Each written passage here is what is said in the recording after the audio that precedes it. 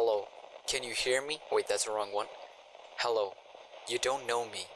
I've made this tape recording as a Tapeboi to make sure that even though there's this monster that I've contained within these tapes is now fully trapped, and I know that through these logs, these tapes, it can easily escape, I would still let it out by telling you how to let it out. There is a way to kill it, but you have to be fast and precise. You're experiencing this digital video. They'll tell you not to pay attention to anything other than what's going on in this box that you're experiencing. This isn't a mistake. This audio isn't a mistake. This whole box isn't a mistake. However, you can kill it. There's this big red button right underneath this digital video box that if pressed as quickly as possible, you may end up killing it for good. But remember, if you do that,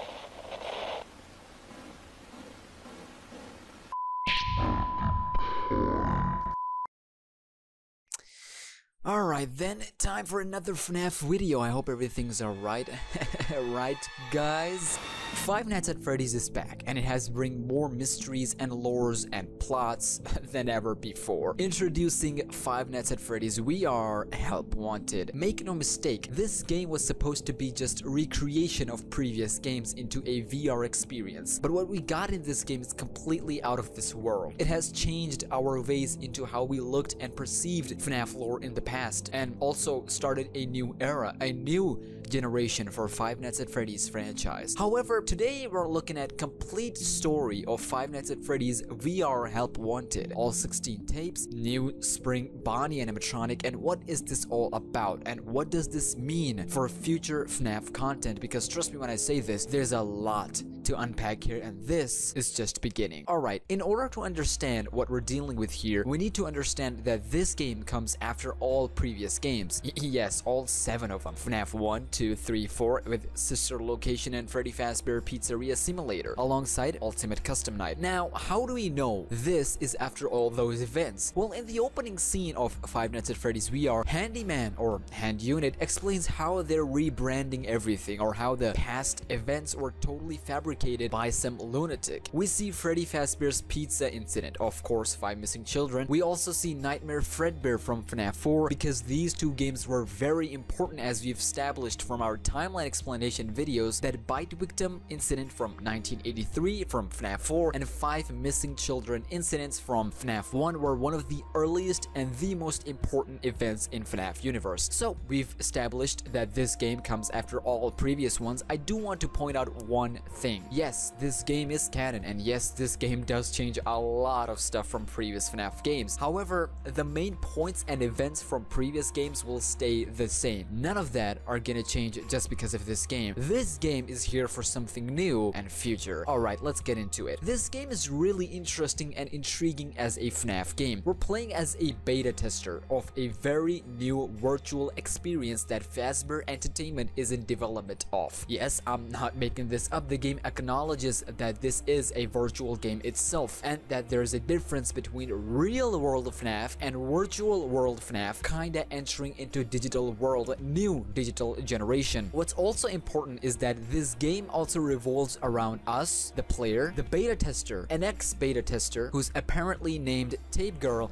and another beta tester, yeah, we have a lot of them, named Jeremy. Yeah, we've heard this name a lot of times now. FNAF 2, FNAF 6, and now something fishy going on here. This game starts with already some questionable things. Pay attention to what Hand Unit, or whatever his name is saying here regarding what we're actually trying to do here. Firstly, that Fazbear Entertainment has developed a bad reputation over the last few decades, so we're talking in decades here. This is a really important point. 70s, 80s, 90s, as we all know what happened. Secondly, they acknowledge that the stories associated with them were based on actual events, but at the same time they said that those were fabricated stories, as in most of it was just made up by someone, and that someone is the developer of these games themselves, Scott Cawthon.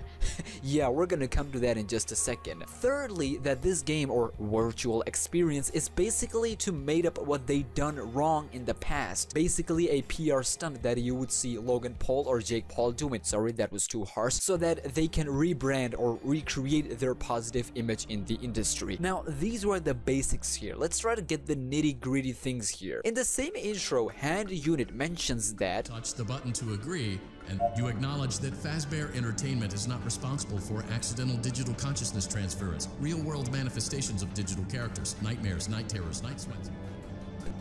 While we're reading these policies or whatever, game forcefully takes that pad away from you and you're automatically continuing. As in, you agree to all these policies, and this is something that I at first laughed at when I heard it for the first time. But when I was done with the ending, it hit me hard. He said that, quote, "You acknowledge that FNAF Entertainment is not responsible for accidental digital consciousness transference, real-world manifestations of digital characters, and pay attention to one word very carefully: night terrors." It's odd that night terrors came right after that disturbing statement and agreement, so keep that in your mind. So now that we've established that this is more than just a VR recreation of previous games, let's try to understand the lore here. This game comes after all previous games, right? So that means no William Afton because he's rotting in hell with Golden Freddy as confirmed from Ultimate Custom Night, so yay?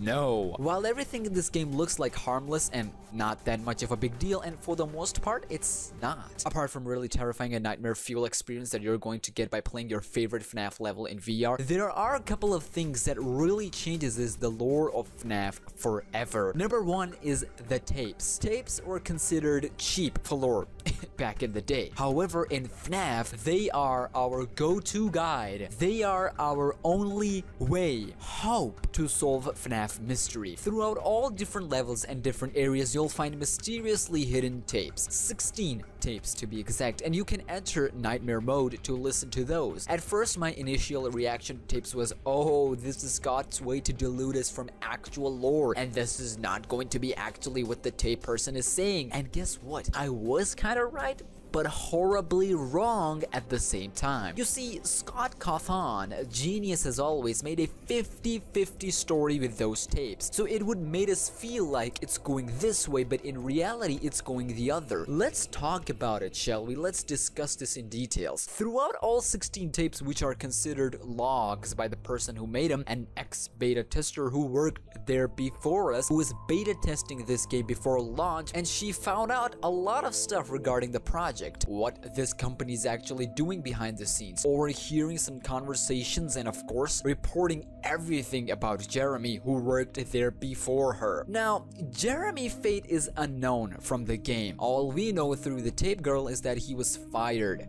Or was he? Believe it or not, what happened to Jeremy isn't that important right now, because what we're doing here is more important than that. Tape Girl, it has all these 16 tapes hidden out of order, and of course there are ways to make it in a cohesive order so you can have a full story out of it. However, we don't need all those tapes. In tape 1, she makes it clear that there are more tapes hidden and that there need to be in some sort of cohesive order. She also mentions that the room we're in is not a mistake, which is clear that they're out of the game boundaries. What also worth mentioning here is that every once in a while, when you visit that tape recording room, the hand unit will remind you to stay within the game boundaries and don't go out of authorization areas, aka places where we're not allowed to enter. So already there are two sides of this game. One, that there is real FNAF world with real physical people, and then there is this virtual, digital world of FNAF. And if you're following the story thus far, Villian is dead according to FNAF 6, and so are the others. Secondly, that the tape girl is already going and doing beyond what she was told. She's looking into things she shouldn't, and of course she has found something, and through these logs, these audio tapes, she's trying to tell us that whatever team that are gonna end up picking this game up and developing and testing it should help her in this. This is what we understand from the tapes when we hear it for the first time, all 16 of them. In that same tape, she mentions that malicious code, some kind of code that they found in game files that they couldn't understand. However, in tape 5, we learn explicitly what's going on. Take a listen.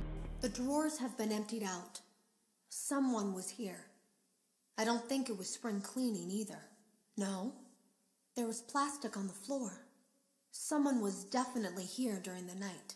It had to have been the client. I mean, they sent us that stuff in the first place with no explanation, told us to scan it, said it would expedite the process so we wouldn't need to program any pathfinding ourselves.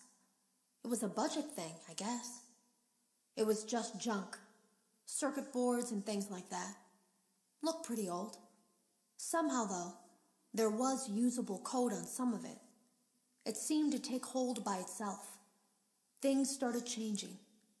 But then, he started appearing. At least that's what Jeremy said. This tape is really important. It has a lot of details that can help us in understanding things quite easily. Firstly, we learned that FNAF Entertainment were cleaning out all of their previous clues and objects from the past and trying to remove every piece of evidence that could be used against them in the code. In this tape, she mentioned that they sent them some stuff to scan, so it would expedite the process. Secondly, some of those stuff were circuit boards. Now, I don't know about you guys, but hearing circuit boards mean animatronics, or at the very least broken animatronics. But in order to explain what I'm trying to say here, let me take you all the way back to Five Nights at Freddy's 6 or Freddy Fazbear's Pizzeria Simulator and FNAF 3. William Afton, aka Springtrap, died in FNAF 3 Fire, right? But then he came back to haunt us again. But in FNAF 6, with the help of Michael and Henry, this time they were able to contain and seal him, ultimately burning him again for good. That ended up in him going to hell with Golden Freddy in Ultimate Custom Night. However, after those events, the company, whilst looking for every evidence, must have found all pieces of tech from burnt animatronics. One of them belongs to Springtrap because he always comes back, and that is why this story is far from end. She even mentions that it looked pretty old. These events happened quite a while ago. She also mentioned that the code, usable code, was able to take hold by itself, and the most crucial point of them all, quote, "But then he started appearing." That's what Jeremy said. He?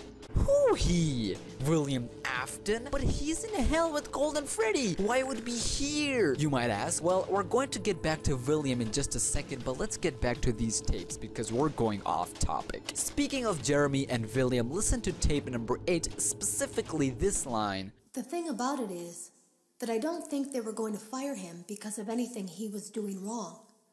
They just knew he'd seen something. They needed to discredit him.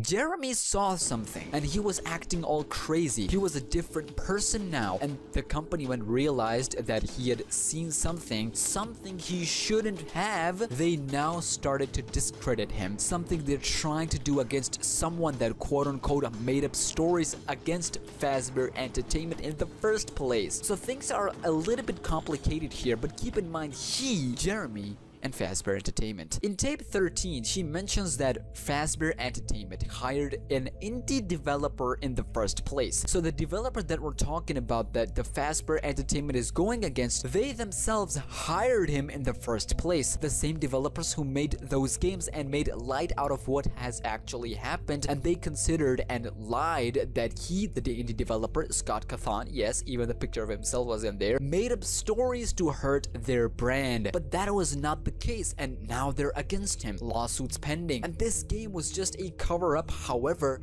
that didn't go as planned. Then in tape 2, she mentioned someone that was bugged out, a character who was standing at the end of the hall, and it was looking and seeing what she was doing. That's pretty much the summary of what we see while we're playing the game as well. Throughout your quest of finishing this game completely, there's this animatronic, a glitched animatronic, or most specifically some sort of malicious game file code that's trying to take hold of itself, that'll slowly make way towards you from the end of the hall. As you progress and find more tapes, it'll get closer. At first you wouldn't make out of it, but slowly you'll realize it's glitched, waving at you, creepily, disturbingly, taking a very close look at you, what you're doing. It's some sort of spring Bonnie. People in the FNAF community call it glitch trap or malhere or whatever his name is. Tape Girl saw it, Jeremy too, and now it's us. What's going on here? And then last few tapes, starting from 12, 14, and then 15, she explains that the anomaly, aka glitch trap, has disappeared now. Why? Where did he go? It is nowhere to be seen.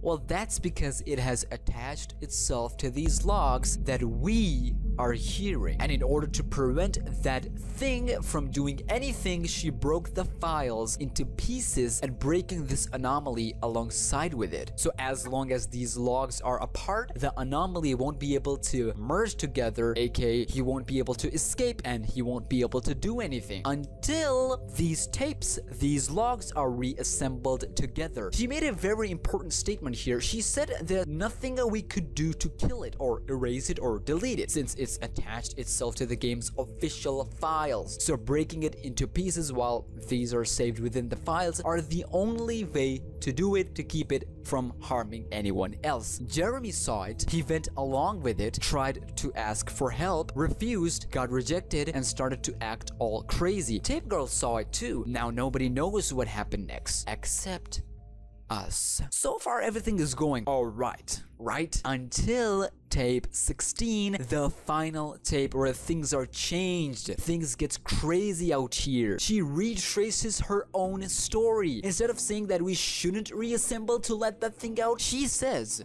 "There is a way to kill it. It wants to escape through someone. Someone plugged into this game. That's you now. You have to let it begin the process of leaving through you. Then use the disconnect switch that I've embedded by the main stage. Let it approach you. Let it begin to merge with you. Play the music and flip the switch. That will cause a hard restart of the game and flush the memory, effectively killing it. I hope. I don't know when it will come for you." Now, listening to it at first, in all panic, in that horrifying game experience, you would go, ah, that's a good idea. Follow the guide and you would get different ending. There are a couple of ways to go through this route. One way is to follow her guide and you would end up doing something like this.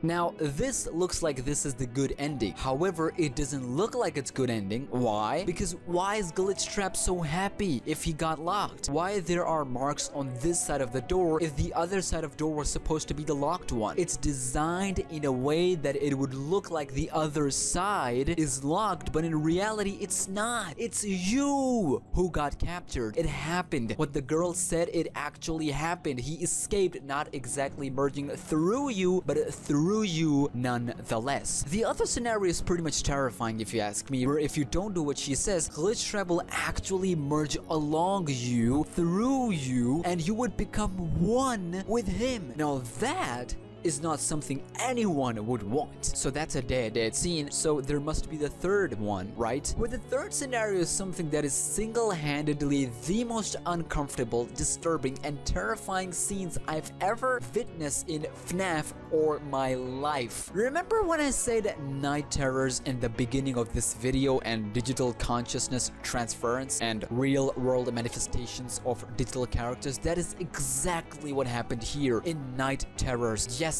the level in the FNAF VR Help Wanted Nightmare mode, you would get Glitch Trap guiding you towards a place on your birthday. It is a very uncomfortable level. It is disturbing. I just can't explain it. At the end, Glitch Trap will basically lure you somewhere backside, back room, almost like safe room. And what happens next is even more chilling. As soon as he lures you into back room or safe room, you see credits. Well, not that, but you get to see the same glitch trap running around dancing, and you're presented as animatronic, specifically Freddy, almost like you're stuffed into one. Are you guys even following this? You are lured into safe room on your birthday by a Spring Bonnie suit person, glitch trap in this case, and then you were stuffed in an animatronic as you're helpless, defenseless, nothing that you can do but watch the very same person that caused all of this escaping, dancing, and running around freely. That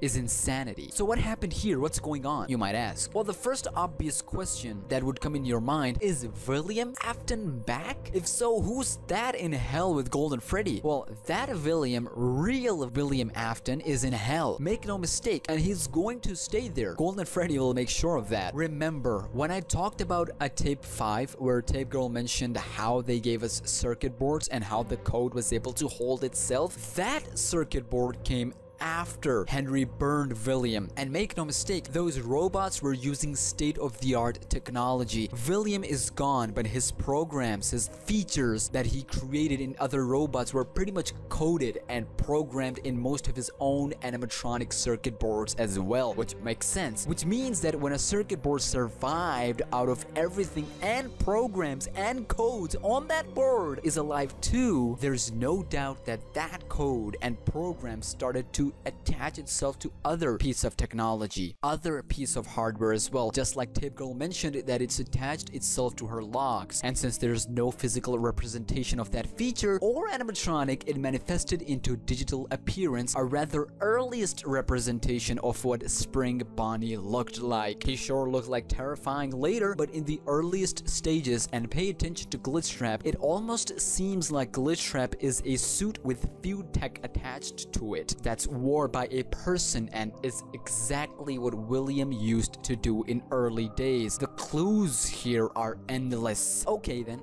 what is next? What does these endings represent? Did he escape again? Let me take you to FNAF's sister location, Ennard. You all remember him? He used us to escape by using our real human body. That was actual piece of tech, physical tech. This time, the game clearly reminds us, or warned us in the beginning, that there is a chance of digital characters manifesting themselves into real world through physical human beings when they're attached to a digital device such as we are. It's easy for Glitch Trap to escape through us, using our physical body to escape. So in one scenario, he did just that. He uses us to escape, just like Tape Girl mentioned. But there's more here before we get to that. You might have noticed that I'm not fully satisfied with what Tape Girl has informed us about. Sure, what she told about Jeremy, Glitch Trap, and FNAF Entertainment is very fascinating, and I would love to learn more. However, just like I mentioned earlier, in tape 16, clearly after mentioning in 15 tapes that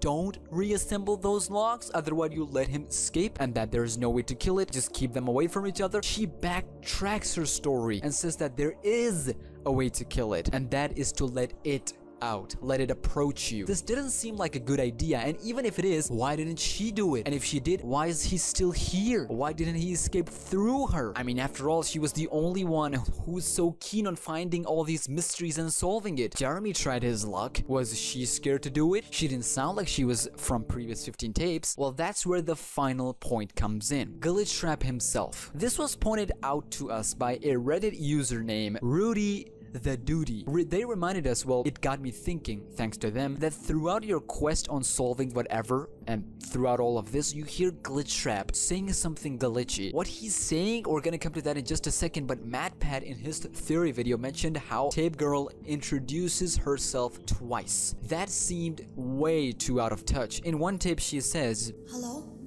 Can you hear me?" "Hello, can you hear me?" And in tape 15, she says, "Hello. You don't know me."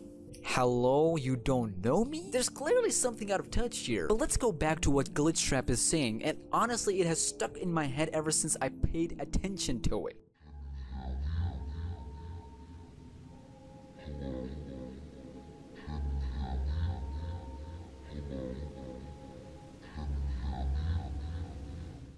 It's almost as it's making the same sound or mimicking or trying to copy what she's saying. After all, she was recording all these logs while Glitchtrap was keeping an eye on her. Remember what she said? Now, is it safe to say that she made 1 to 15 logs on her own, saying all the truth, and then 16th was made by Glitchtrap when he found out he could mimic her voice so that they could create a way to escape himself out of this digital world? This is where things gets complicated. Tape Girl is definitely not to be trusted here, but at the same time, she's not the guilty one either. From what we've learned, she's trying to get into bottom of things, and that she's trying to get rid of this thing, this character, Glitchtrap, and that she'd found a way to stay away and keep it away. And that was by keeping all these logs away from each other, not reassembling them together, or bad things might happen. This could be taken as 1. Tape Girl got trapped in him. He escaped through her, leaving her consciousness into digital world with Glitchtrap while taking over Tape Girl real world physical appearance, and now she wants to escape through someone else, which means this is an ongoing cycle that'll keep happening. You would escape through someone else and someone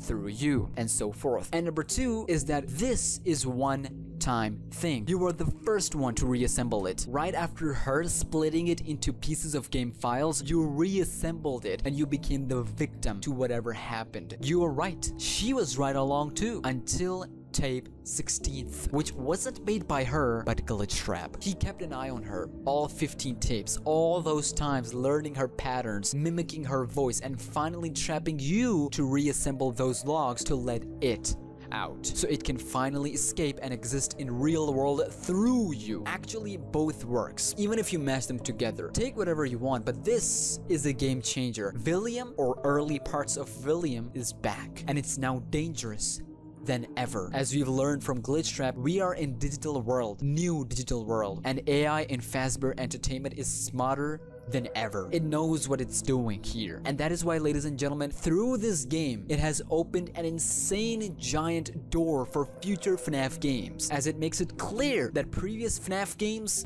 is a part of a past memory, and now it's time to go into digital new world era generation. The book has now opened for AAA game, any new FNAF game. But you might have noticed that I've not talked about FNAF Entertainment, Scott Cawthon himself as a new entry in this franchise, and of course, Jeremy. Well, that's because these are somewhat exist not only here but outside of this game as well, such as the one that I'm making videos on, FNAF Timeline. So why not watch 2 parts of my new FNAF project that I'm working on? I had to rewrite a lot of stuff thanks to FNAF VR. Thanks FNAF VR for no reason, but that'll do it for this video. Now make sure to just leave and watch other SmackNPIe Entertainment video. Don't need to do anything else. Don't go beyond authorization area. And if you enjoyed this video and want to see more, make sure to like and subscribe. Help us get to 50,000 subscribers, and I will see you soon. Until then, take care and peace. And no Tapeboi, no unauthorization.